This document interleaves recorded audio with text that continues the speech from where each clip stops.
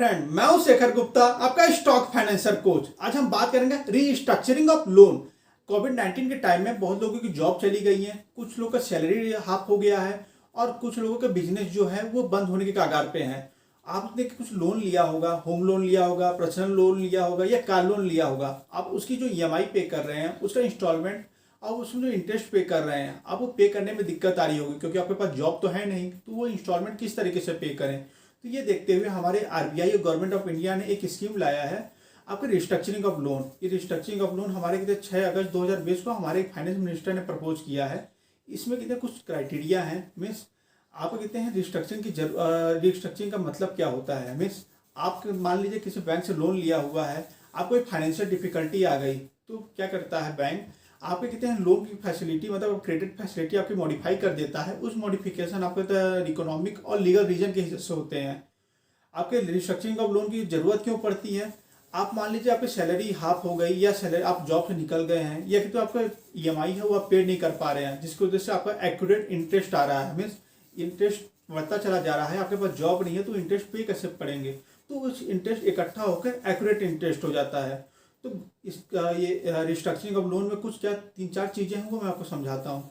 Government ने ये propose किया है कि आपका जो टेन्योर होगा लोन का, मान लीजिए आपने 5 साल के लिए लोन लेकर रखा हुआ है, उसे 7 साल के लिए बढ़ा दिया जाएगा। मैक्सिमम 2 साल का टेन्योर एक्सटेंड किया जाएगा।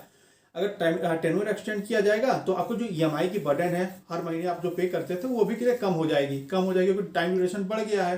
तो उसकी वजह से आपको जो बर्डन आएगा ईएमआई का पे करने का मंथली का वो घट जाएगा।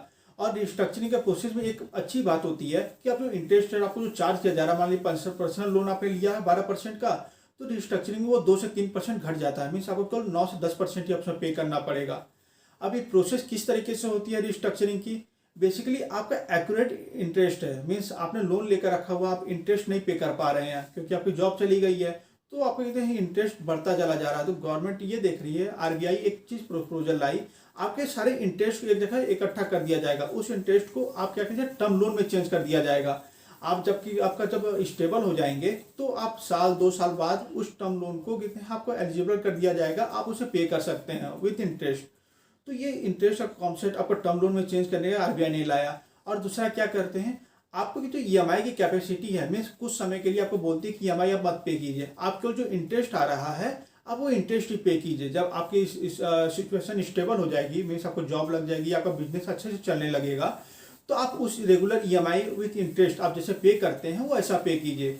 तो आपको इस सिचुएशन के लिए गवर्नमेंट ने निकलने के लिए तरीका बताया। और इसके एलिजिबिलिटी क्राइटेरिया क्या है। बेसिकली आपका अकाउंट स्टैंडर्ड होना चाहिए और वो 1 मार्च 2020 तक के लिए कितने डिफॉल्ट नहीं घोषित होना चाहिए। स्टैंडर्ड का मतलब क्या होता है, 30 दिन तक आपने ना कोई डिफॉल्ट किया हो और लोन पेमेंट आपने टाइम पे किया हो, वो गवर्नमेंट देखेगी। इसकी वजह से जो डिफॉल्टर होते हैं उनका तो ऐसे ही छट जाएगा। तो आप ये मैंने बताया आपका पर्सनल लोन के लिए। दूसरा होता है आपका एमएसएमई के लिए, मीडियम एंड स्मॉल इंटरप्राइजेस के लिए। उसके लिए क्या एलिजिबिलिटी क्राइटेरिया है। बेसिकली जो एमएसएमई है उससे कहते हैं एमएसएमई डेवलपमेंट एक्ट 2006 की तरह क्राइटेरिया को कंप्लीट करना पड़ेगा, तब जाकर वो रजिस्टर होंगी। बेसिकली आपका कहते हैं रजिस्ट्रेशन का प्रोसेस रहेगा। और दूसरा क्या है, आपका कहते हैं जो आपने बैंक से लोन लिया होगा, आपका जो एग्रीगेट अमाउंट रहेगा वो 25 करोड़ से कम होना चाहिए। आपका फंड बेस्ड हो या नॉन फंड बेस्ड हो, आपने लोन टर्म लोन लिया हो या वर्किंग कैपिटल लोन लिया हो, क्रेडिट ऑफ लिमिट लिया हो, सारी चीज़ों को जब जोड़ा जाएगा तो 25 करोड़ से कम होना चाहिए, तब जाकर आपको मिलेगा। वो भी 1 मार्च 2020 तक ये देखा जाएगा। और आपका अकाउंट जो होगा, जो आपके एसेट होंगे जो भी आप जोड़ेंगे उसमें स्टैंडर्ड होना चाहिए। मीन्स आपने उसमें डिफॉल्ट नहीं किया रहना चाहिए, तब गवर्नमेंट आपको ये प्रोवाइड करेगी। और आपका जीएसटी रजिस्ट्रेशन रहना चाहिए। जो आपके स्मॉल एंड मीडियम इंटरप्राइजेज है उसमें जीएसटी नंबर आपको प्रोवाइड रहना चाहिए। कुछ जो स्मॉल सेक्टर है जिसमें टर्नओवर कमी है उनको जीएसटी रजिस्ट्रेशन करवाने की जरूरत नहीं है, पर इसका फायदा वो उठा सकते हैं।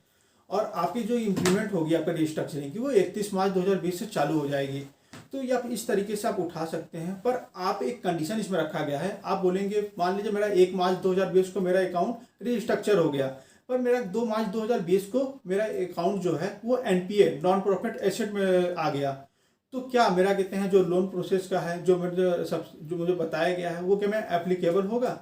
हाँ, गवर्नमेंट ने बोला कि कोई दिक्कत नहीं है, आपका अकाउंट अपग्रेड हो जाएगा। मीन्स रिस्ट्रक्चरिंग के लिए टोटल प्रोसेस कंप्लीट हो जाएगी और आपका एनपीए हुआ है उससे कोई दिक्कत नहीं है।